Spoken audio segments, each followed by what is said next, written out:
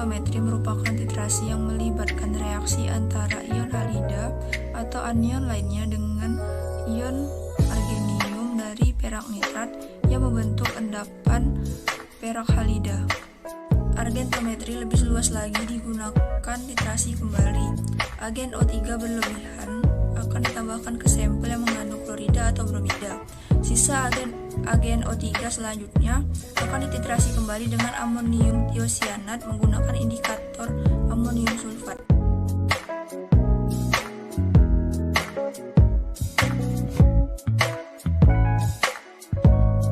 Metode argentometri disebut juga dengan reaksi endapan, karena pada argentometri memerlukan pembentukan senyawa yang relatif tidak larut atau endap.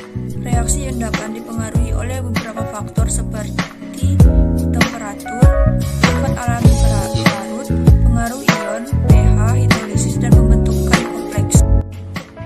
Titrasi argentometri dibagi menjadi beberapa macam metode, yaitu metode Mohr, metode Volhard, metode Fajans, dan metode Liebig. Yang pertama yaitu metode Mohr. Metode Mohr adalah metode yang digunakan dalam pengukuran kadar klorida dan bromida dalam suasana netral dengan larutan standar perak nitrat atau AgNO3 dan penambahan kalium kromat atau K2CrO4 sebagai indikator. Titrasi dalam suasana asam akan menyebabkan perak kromat larut karena terbentuk di kromat, dan dalam suasana asam akan terbentuk asam perak hidroksida.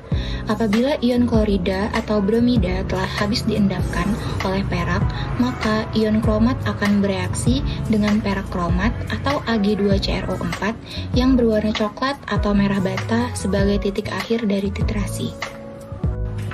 Yang kedua yaitu metode Volhard. Metode Volhard merupakan metode analisis kimia untuk menentukan klorida, bromida, dan iodida melalui reaksi pengendapan dengan larutan AgNO3 dan dititrasi menggunakan tiosianat. Metode Pajan didasarkan dengan penggunaan indikator adsorpsi. Ide dari Pajan ini adalah bahwa titik akhir titrasi adalah permukaan endapan perak halida, bisa mengubah polaritas.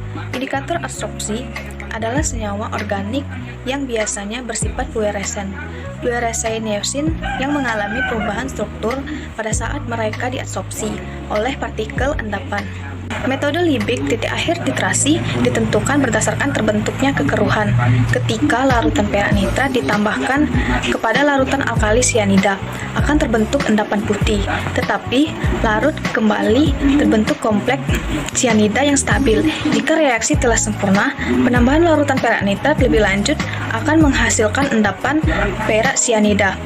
Titik akhir ditunjukkan oleh terjadinya kekeruhan yang tetap.